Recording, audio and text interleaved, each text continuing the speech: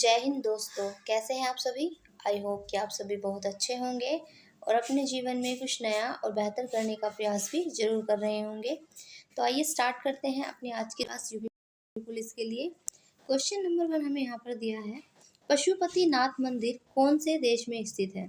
देखिए, पशुपतिनाथ मंदिर ये शिव का मंदिर है और ये स्थित है नेपाल में। नेपाल जो कि भारत का एक पड़ोसी राज्य है और नेपाल की राजधानी है काठमांडू। देखिए, जो नेपाल की राजधानी है काठमांडू, इसको कहा जाता है भूकंपों की राजधानी भी कहा जाता है, किसको, काठमांडू को। और काठमांडू में ही स्थित है पशुपतिनाथ मंदिर, नेपाल के अंदर। 1979 में यूनेस्को के द्वारा इसको विश्व सांस्कृतिक विरासत में भी शामिल किया गया था, पशुपतिनाथ मंदिर को। नेक्स्ट क्वेश्चन है, इस्लाम धर्म के संस्थापक कौन थे। देखिए, इस्लाम धर्म के संस्थापक थे हजरत मोहम्मद साहब। हजरत मोहम्मद साहब की अगर बात करें तो इनका जन्म 570 ईस्वी में हुआ था मक्का के मक्का में जो है एक कबीले, मक्का में एक वो कबीला होता है जिसका नाम है कुरैश कबीला, उसमें इनका जन्म हुआ था। इनके जो मम्मी थी उनका नाम था अमीना और इनके पिता का नाम था अब्दुल्ला।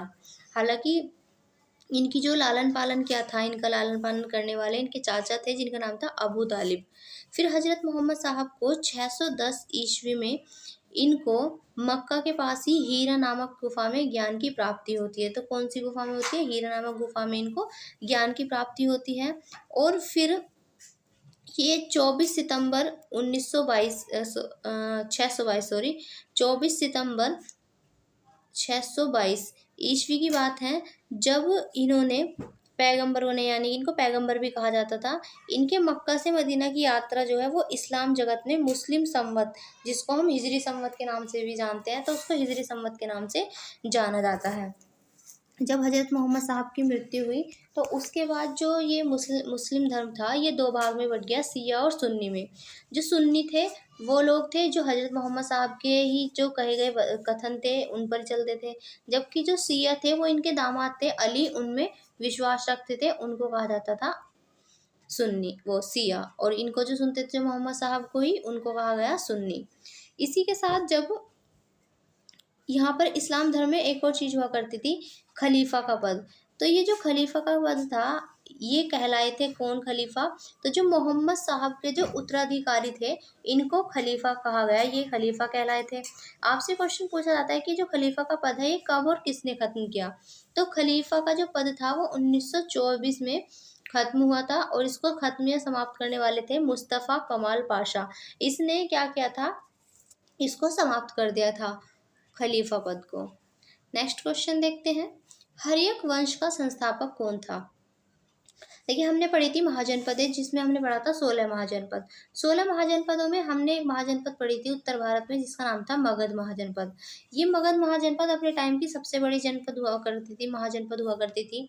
इसमें जो हम सबसे पहला वंश देखते हैं उसका नाम है हर्यक वंश और इस हर्यक वंश का संस्थापक था बिंबिसार। बिंबिसार ये एक हर्यक वंश का शासक था और इसकी जो राजधानी थी वो थी गिरिव्रज या राजगिरा। तो गिरिव्रज या राजगिरा बिंबिसार की राजधानी हुआ करती थी। और इसने अपने साम्राज्य के विस्तार के लिए क्या किया था, वैवाहिक नीतियों को अपनाया था और बिंबिसार ने 3 शादियां की थी। एक तो इसकी जब 3 शादियां होती हैं तो 3 शादियों में जिसकी पहली शादी होती है वो होती है महाकोशला से। महाकोशला से इसकी पहली शादी होती है और इसके जो महाकोशला है ये प्रसेनजीत की बहन हुआ करती थी। तो प्रसेनजीत की बहन महाकोशला से इनकी पहली शादी होती है, जिससे इन्हें 1 लाख रुपए मिलते हैं। मिलते किससे हैं, तो काशी से। तो इनके दहेज में काशी मिलता है और काशी से इनकी जो वार्षिक आय होती थी वो 1 लाख रुपए हुआ करती थी। तो यहाँ पर जो बिंबिसार थे, फिर इनकी दूसरी शादी होती है चेलना या छलना से। तो चेलना जो थी इनकी दूसरी पत्नी थी और इनसे ही इन्हें एक पुत्र प्राप्त हुआ था जिसका नाम था अजातशत्रु। और ये जो अजातशत्रु था ये एक महत्वाकांक्षी शासक था। तो ये क्या काम करता है अजातशत्रु, ये अपने पिता बिंबिसार की हत्या कर देता है और फिर खुद गद्दी पर बैठ जाता है अजातशत्रु। फिर अजातशत्रु के बाद जो नेक्स्ट शासक बनता है इस वंश का वो होता है उदयन। उदयन ही अजातशत्रु का बेटा होता है। तो यहाँ पर उदयन अपने पिता अजातशत्रु को मार देता है और फिर ये गद्दी पे आ जाता है। फिर उदयन के बाद उदयन का बेटा होता है नागदशक और इस नागदशक को ये उदयन टाइम से ही गद्दी सौंप देता है, क्योंकि इसने देखा था कि इसके पिता ने तो अब उसके पिता को मार दिया था और इसने अपने पिता को मार दिया था, तो कहीं इसके साथ ही ऐसा ना हो जाए, डर से ये नागदशक को पहले से ही गद्दी दे देता है। फिर नागदशक को इसी का ही एक अमात्य जिसका नाम होता है शिशुनाग, वो शिशुनाग इसको मार देता है नागदशक को, और फिर वो नागवंश की स्थापना करता है। इस तरह से हम हर्यक वंश के बाद जो पढ़ते हैं नेक्स्ट वंश, वो हम पढ़ते हैं नागवंश। तो हर्यक वंश का संस्थापक कौन है यहाँ पर? बिंबिसार। नेक्स्ट क्वेश्चन देखते हैं। क्वेश्चन नंबर 4 हमसे पूछा है, कालाशोक किसका पुत्र था? देखिए, अभी हमने बात करी थी शिशुनाग की, तो जिसने नागदशक को मारा था वो कौन था? शिशुनाग, जो कि किसका अमात्य या मंत्री हुआ करता था? तो ये मंत्री हुआ करता था उदयन के बेटे नागदशक का। तो जब नागदशक की इसने हत्या कर दी, उसके बाद इसने नागवंश की स्थापना की शिशुनाग ने, और शिशुनाग का ही बेटा हुआ करता था कालाशोक, जिसको काकवर्ण के नाम से भी जाना जाता था, क्योंकि इसका रंग काला था। तो काकवर्ण का मतलब ही क्या होता है? कुएं के रंग जैसा। तो काकवर्ण के नाम से कालाशोक को जाना गया। तो यहाँ पर कालाशोक किसका पुत्र हमसे पूछा है? तो ये शिशुनाग का पुत्र था। फिर इसके बाद जो इस वंश के अंदर आता है, इसका सबसे अंतिम शासक नागवंश का, वो होता है नंदीवर्धन। इसके बाद फिर महापद्मानंद नाम का एक व्यक्ति नंदवंश की स्थापना करता है, और इसका बेटा ही होता है घनानंद, जो कि सबसे शक्तिशाली शासक माना जाता है महापद्मानंद के बाद का। तो घनानंद, ये जो घनानंद है, इसकी सेना को ही देखकर सिकंदर की सेना वापस लौट जाती है, व्यास नदी को पार करने से मना कर देती है। तो सिकंदर, जो कि विश्व विजेता बनना चाहता था, उसकी सेना किससे डरकर भागने की बात करती है? घनानंद की सेना से। क्लियर? चलिए आगे बढ़ते हैं नेक्स्ट क्वेश्चन पर। नेक्स्ट है, सिकंदर ने भारत विजय का अभियान किस वर्ष शुरू किया था? देखिए, सिकंदर जो था, इसका जन्म 356 ईसा पूर्व में हुआ था। इसके पिता का नाम था फिलिप। सिकंदर के पिता का नाम क्या था? फिलिप था। फिलिप जो था, ये इसका पिता, ये 359 ईसा पूर्व में ये शासक बना था मकदूनिया का, जिसको हम मैसेडोनिया के नाम से जानते हैं, और बिगाड़ कर भारत वाले इसको मकदूनिया कहते हैं, हालांकि इसका नाम मैसेडोनिया हुआ करता था। तो मकदूनिया का शासक बना था इसका पिता फिलिप 359 ईसा पूर्व में। इसके बाद इसकी हत्या कर दी गई 329 ईसा पूर्व में फिलिप की। तो इसके बाद यहाँ पर सिकंदर को राजा बनाया जाता है। तो सिकंदर जब सम्राट या राजा बनता है, तो इसके बाद यहाँ पर सिकंदर 326 ईसा पूर्व में ये स्टार्टिंग करता है किसकी? तो ये भारत विजय का अभियान शुरू करता है। क्वेश्चन यही पूछा, भारत विजय का अभियान कब शुरू किया इसने? तो 326 बीसी या 326 ईसा पूर्व में स्टार्ट करता है। आपसे भी पूछा जाता है सिकंदर के गुरु का नाम, तो इनके गुरु थे अरस्तु। सिकंदर को जब पंजाब के शासक पोरस के साथ युद्ध करना पड़ा था, जब ये भारत में युद्ध करने के लिए आ रहा था, तो यहाँ पर पोरस के साथ इसका युद्ध हुआ था सिकंदर का, जिसको हम हाइडेस्पीस का युद्ध या फिर झेलम या वितस्ता के युद्ध के नाम से भी जानते हैं। फिर सिकंदर की सेना पहुंच जाती है व्यास नदी तक, और व्यास नदी का पुराना नाम क्या है? विपाशा।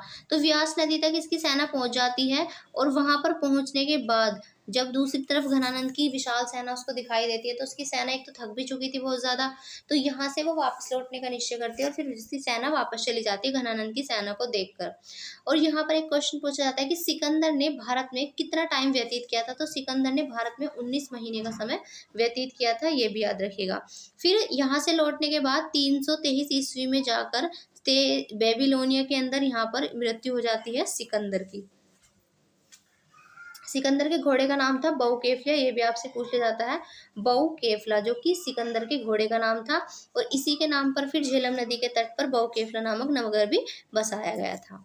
नेक्स्ट क्वेश्चन देखेंगे, चंद्रगुप्त मौर्य का प्रधानमंत्री कौन बना? देखिए, चंद्रगुप्त मौर्य जो कि मौर्य वंश का संस्थापक था, इसकी स्थापना करी गई थी किसके द्वारा? तो ये चंद्रगुप्त मौर्य ने ही की थी। चंद्रगुप्त मौर्य की इसमें हेल्प करने वाले थे इनके प्रधानमंत्री, जो कि इनके गुरु भी थे एक तरह से। इनका नाम था चाणक्य। चाणक्य को हम विष्णुगुप्त और कौटिल्य के नाम से भी जानते हैं, इनके दो अन्य नाम भी हैं, और उनके द्वारा ये एक बहुत फेमस बुक लिखी गई थी जिसका नाम है अर्थशास्त्र, जो कि राजनीति की एक पुस्तक है। किसके द्वारा लिखी गई थी? चाणक्य के द्वारा। तो यहाँ पर चंद्रगुप्त मौर्य जो थे, इनके बेटे का नाम था बिंदुसार, और बिंदुसार के बेटे हुआ करते थे अशोक। अशोक जो कि कलिंग युद्ध के लिए बहुत ज्यादा जाने जाते हैं, और कलिंग का युद्ध अशोक का अंतिम युद्ध था। इसके बाद इन्होंने युद्ध नीति का त्याग किया अशोक ने, और इसके बाद इन्होंने जो नीति अपनाई वो थी धम्म नीति, जिस इन्होंने बौद्ध धर्म का पालन किया और धम्म नीति को अपनाया। नेक्स्ट क्वेश्चन देखते हैं, अशोक ने अपने राज्याभिषेक के कितने वर्ष बाद 261 बीसी कलिंग पर अधिकार किया, यानी कि 261 ईसा पूर्व में इन्होंने कलिंग पर अधिकार किया था। तो यहाँ पर क्वेश्चन पूछा गया है कि इन्होंने अपने राज्याभिषेक के कितने वर्ष के बाद 261 ईस्वी में कलिंग पर अधिकार किया। देखिए, जो बिंदुसार था, अभी हमने बात करी, बिंदुसार का जो बेटा था उसी का नाम अशोक था, और ये 269 ईसा पूर्व में क्या करता है, मगध की गद्दी पर बैठता है। लेकिन अशोक ने जो अपना राज्याभिषेक कराया था वो 261 में कराया था। तो सीधा सीधा आपको दिख रहा होगा यहाँ पर, अपने राज्याभिषेक जो इन्होंने कराया था वो 8 साल बाद कराया था। गद्दी पर बैठ गए थे 269 ईसा पूर्व में, लेकिन राज्याभिषेक इन्होंने 261 ईसा पूर्व में कराया था अशोक ने। चलिए आगे बढ़ते हैं नेक्स्ट क्वेश्चन की ओर। नेक्स्ट क्वेश्चन हमसे पूछा है, जैन ग्रंथों में किसे सिंगसेन कहा गया है। बिंदुसार को, देखिए जैन ग्रंथों में किसको यहाँ पर पूछा है ना हमसे कि सिंगसेन किसे कहा गया, तो ये कहा गया बिंदुसार को। बिंदुसार को ही अमित्रघात के नाम से भी जाना गया था। अमित्रघात का मतलब होता है शत्रुओं का विनाशक, ठीक है। और बिंदुसार जो था ये आजीवक संप्रदाय का अनुयायी था, ये भी याद रखिएगा। और अगर आपसे पूछा जाए आजीवक संप्रदाय की स्थापना किसने की थी, तो मकलीपुत्र घोषाल ने की थी इसकी स्थापना। हालांकि वायु पुराण में बिंदुसार को भद्रसार के नाम से भी जाना गया, ये भी याद रखिएगा, आपसे पूछा जाता है।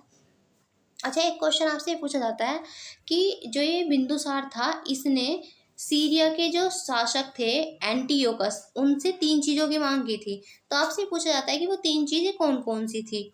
तो इन्होंने यहाँ पर 3 चीज़ की मांग की थी, जिसमें पहली थी मदिरा। एक तो इन्होंने मदिरा की मांग की थी, किससे, सीरिया के शासक जो थे, नरेश जो थे वहाँ के एंटीयोकस से। तो एक तो मदिरा, दूसरे थे सूखे अंजीर की मांग की थी, और तीसरा इन्होंने मांग की थी एक दार्शनिक, एक फिलोसोफर की।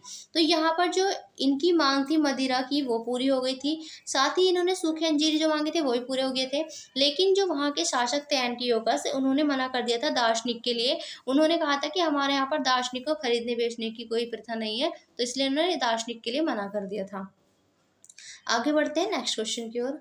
यहाँ पर पूछा है हमसे, अशोक के शिलालेखों की संख्या कितनी है। देखिए, अशोक की अगर बात करें तो पुराणों में अशोक को अशोकवर्धन कहा गया है, और अशोक का ही नाम बताया गया है। देव नाम पियदर्शी के नाम से भी किसको जाना जाता है, अशोक को जाना जाता है। अब यहाँ बात की गई है अशोक के अभिलेखों की संख्या कितनी है, शिलालेखों की। तो अशोक के शिलालेखों की संख्या है टोटल 14। इसके जो 14 शिलालेख है, इसमें जो पहला है वो पूछ लिया जाता है आपसे, जिसमें पशु बलि की निंदा की गई है। किसकी निंदा की गई है, पशु बलि की, यानी कि जो पशु की बलि देते हैं उसकी निंदा की गई है इसमें। और इनका जो 13वां अभिलेख है वो भी इम्पोर्टेंट है। 13वें शिलालेख में क्या दिया गया है, 13वां शिलालेख वो है जिसमें कलिंग युद्ध का वर्णन किया गया है। और कलिंग युद्ध में इतने बहुत बड़े लेवल पर जो है नरसंहार हुआ था, उसी को देखकर ही अशोक का हृदय परिवर्तन हुआ। और इसके बाद फिर अशोक ने धर्म नीति का प्रचार किया और इन्होंने युद्ध नीति का त्याग किया। और अशोक के 14वें शिलालेख में अशोक ने जनता को धार्मिक जीवन व्यतीत करने के लिए ही प्रेरित किया है। अशोक की अगर बात करें तो इनके शिलालेख जो है ब्राह्मी, खरोष्टी, ग्रीक और अरमाइक लिपि का प्रयोग हुआ है इनके शिलालेखों में। साथ ही इन्होंने क्या किया था, बौद्ध धर्म को अपना लिया था कलिंग युद्ध के बाद। और इसके बाद फिर अशोक ने अपने पुत्र महेंद्र और इनकी जो पुत्री थी संघमित्रा, इन दोनों को भेजा था प्रचार के लिए। तो कहाँ पर भेजा था आपसे ये भी पूछा जाता है। तो इन्होंने भेजा था बौद्ध धर्म के प्रचार के लिए इनको श्रीलंका, अपने पुत्र और पुत्री दोनों को। नेक्स्ट क्वेश्चन हमसे पूछा है, शुंग राजवंश का संस्थापक कौन था।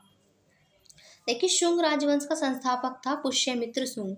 पुष्यमित्र शुंग ने ही शुंग वंश की स्थापना की थी। और इनकी जो राजधानी थी वो विदिशा थी। इन्होंने अपनी राजधानी किसको बनाया था, विदिशा को बनाया था। और यहीं पर जो इंडो यूनानी एक शासक हुआ करता था जिसका नाम था मिनांडर, इस मिनांडर को पुष्य मित्र शुंग ने ही पराजित किया था। ये भी आपसे पूछा जाता है किसने किया था, मिनांडर को पराजित, तो ये भी पुष्यमित्र शुंग ने ही किया था। पुष्यमित्र शुंग वो व्यक्ति है जिसने 2 बार अश्वमेध यज्ञ कराया था, और इनके लिए पतंजलि ने अश्वमेध यज्ञ किए थे। तो यहाँ पर ये जो अश्वमेध यज्ञ हैं क्या होते हैं ये जान लीजिए।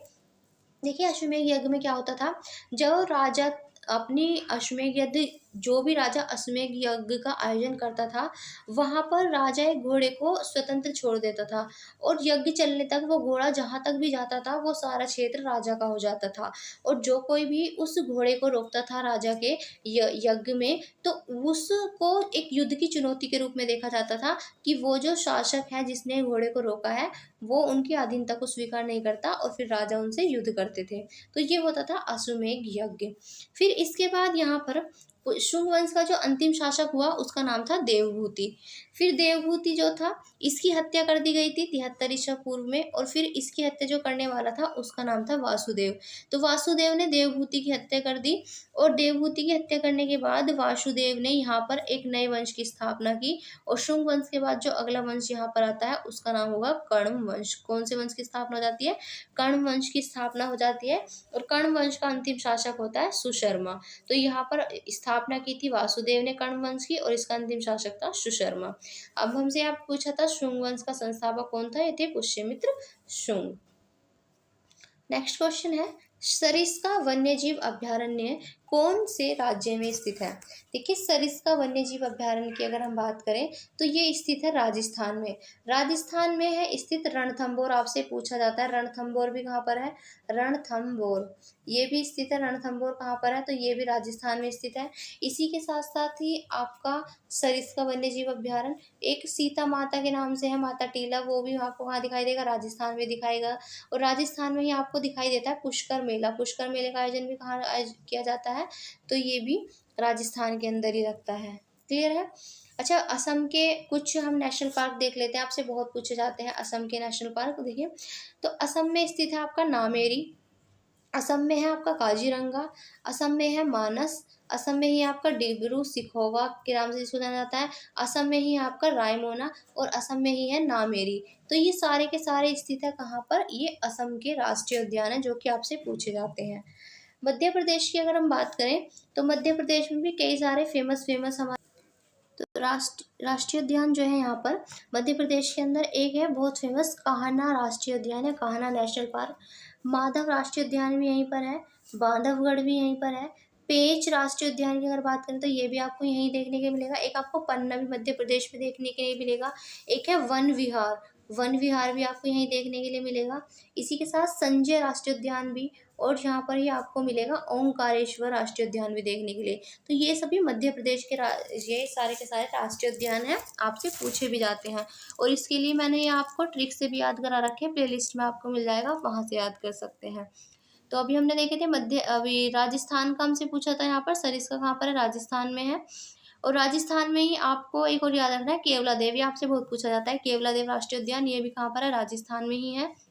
और मुकुंदरा राष्ट्रीय उद्यान भी राजस्थान के अंदर ही है। और थार तो आप समझ जाएंगे, थार राष्ट्रीय उद्यान भी राजस्थान के अंदर ही है। और रणथंभौर तो बता ही चुकी हूँ मैं पहले। अच्छा, महाराष्ट्र की ओर देख लेते हैं। महाराष्ट्र के कुछ इंपॉर्टेंट राष्ट्रीय उद्यान कौन कौन से हैं? देखिए, महाराष्ट्र में आपको दिखाई देंगे राष्ट्रीय उद्यान। एक है आपका यहाँ पर तड़ोवा, तड़ोवा राष्ट्रीय उद्यान। एक है आपका तंसा राष्ट्रीय उद्यान, यहाँ पर ही पड़ता है पेंच राष्ट्रीय उद्यान भी। और सबसे इम्पोर्टेंट नवेगांव, नवेगांव बहुत पूछा जाता है आपसे, नवेगांव राष्ट्रीय उद्यान। और एक गूगामल, और एक आपका चंदोली, ये सब कहाँ पर पड़ते हैं? ये सारे महाराष्ट्र के राष्ट्रीय उद्यान हैं। और मध्य प्रदेश का, और एक और याद रखिएगा, मध्य प्रदेश का कूनो नेशनल पार्क भी इम्पोर्टेंट है। और असम के हम डिस्कस कर ही चुके हैं। आगे बढ़ते हैं नेक्स्ट क्वेश्चन की ओर। नेक्स्ट हमसे पूछा है, विश्व आर्द्रभूमि दिवस कब मनाया जाता है? तो विश्व आर्द्रभूमि दिवस, वर्ल्ड वेटलैंड डे, ये मनाया जाता है 2 फरवरी को। 25 जनवरी की अगर हम बात करें तो यहाँ पर नेशनल वाटर्स डे मनाया जाता है, और यहीं पर मनाया जाता है टूरिज्म डे भी मनाया जाता है। 26 जनवरी की अगर बात करें तो यहाँ पर आप सभी को पता होना चाहिए, हम रिपब्लिक डे यानी गणतंत्र दिवस मनाते हैं। और इसी के साथ हम सीमा शुल्क दिवस भी मनाते हैं 26 जनवरी को ही। 24 फरवरी की अगर बात करें तो 24 फरवरी, सॉरी यहाँ पर है 4 फरवरी, 4 फरवरी को हम मनाते हैं कैंसर दिवस, ये भी याद रखिएगा। नेक्स्ट क्वेश्चन है, हाथी परियोजना किस वर्ष शुरू हुई? तो हाथी परियोजना की स्टार्टिंग की गई थी 1992, 1992 में स्टार्ट की गई थी। देखिए, टाइगर प्रोजेक्ट आया था हमारा 1973 में, ये भी याद रखिएगा। और कछुआ और मगर से संबंधित जो परियोजनाएं चली थी वो 1975 में चली थी। और वन और वन्यजीव संरक्षण अधिनियम जो आया था आपका 1972 में आया था, ये भी याद रखिएगा। नेक्स्ट क्वेश्चन की ओर बढ़ते हैं। चलिए आज की क्लास में इतने ही क्वेश्चंस रखते हैं, फिर मिलेंगे कल एक नई क्लास में नए क्वेश्चंस के साथ। और कल की क्लास बहुत ज़्यादा इंटरेस्टिंग होगी, जो कि पॉलिटी की आपका पूरा रिवीजन कराएगी। तो फिर मिलेंगे, तब तक के लिए जय हिंद जय भारत।